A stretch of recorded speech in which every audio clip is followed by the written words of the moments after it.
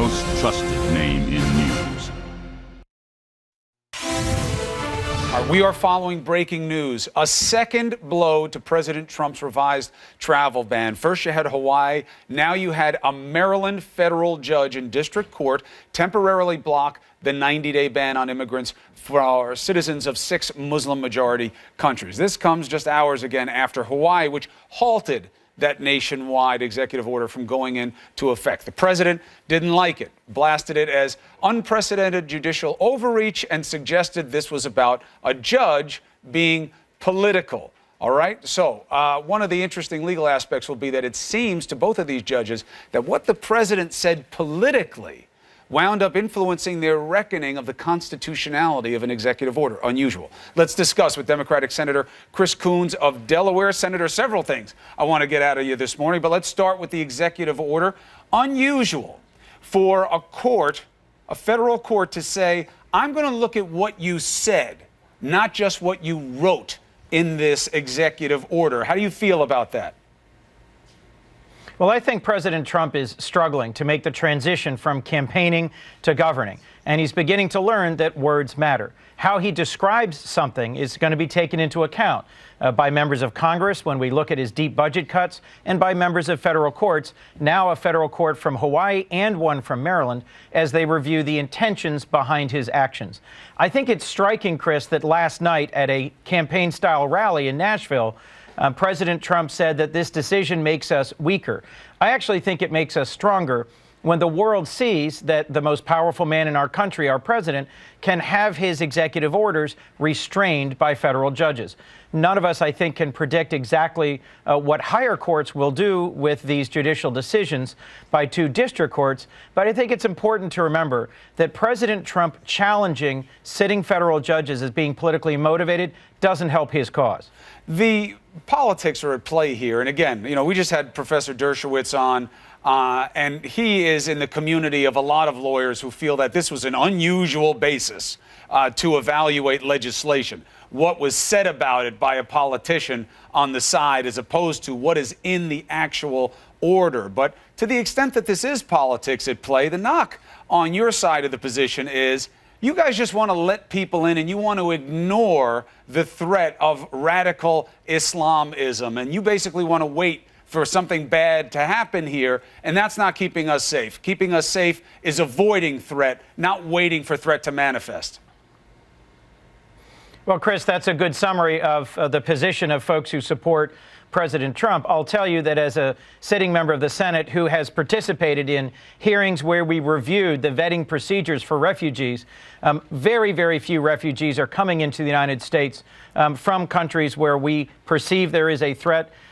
As you mentioned in the previous section, the Department of Homeland Security recently released a report saying that these 7 countries, now 6 countries, that are part of the new Muslim ban by the Trump administration, the refugees from those countries pose very little threat. There are no documented cases of refugees from those countries engaging in terrorist acts against the United States.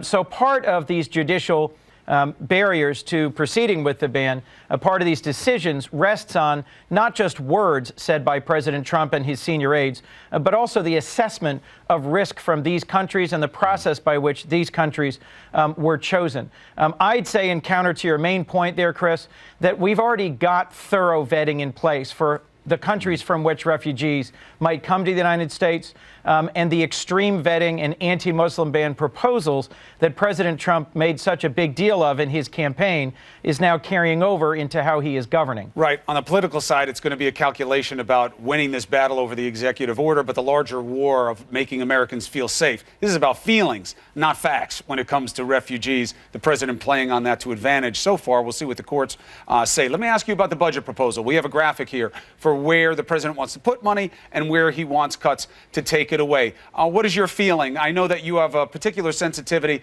to foreign policy spending and that you feel the cuts there are wrong. Why? Make the case.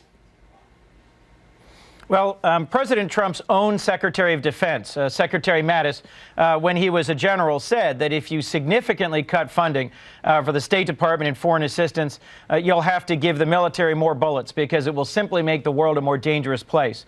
And to dramatically increase spending on defense and significantly cut spending on the diplomats and development professionals who often work hand in glove with our Defense Department in difficult and dangerous parts of the world, like Iraq and Afghanistan, is unwise. I think it shows an over-reliance on the military and an underappreciation of the power and the effectiveness of diplomacy.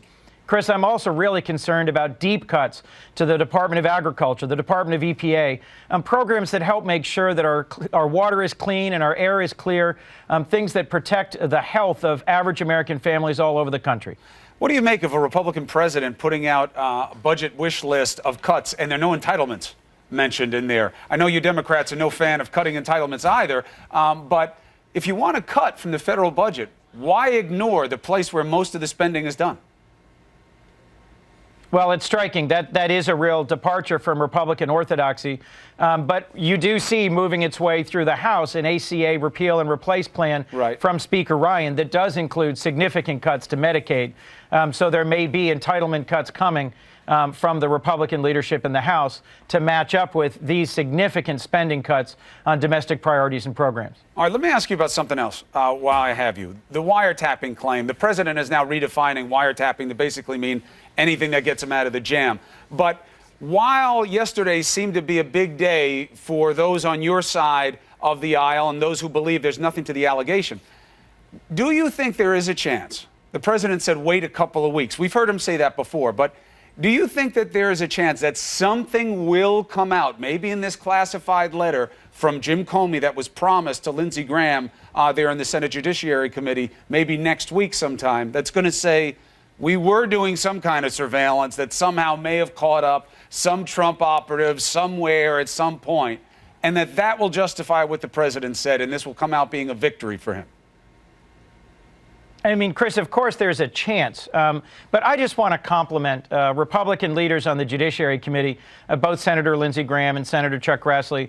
President Trump made this unfounded, dramatic charge against his predecessor, President Obama, that he was wiretapped during the campaign in a 6 a.m. tweet a number of weeks ago, right after Attorney General Sessions was revealed to have testified untruthfully to the Judiciary Committee, and he'd been compelled to recuse himself from an ongoing investigation.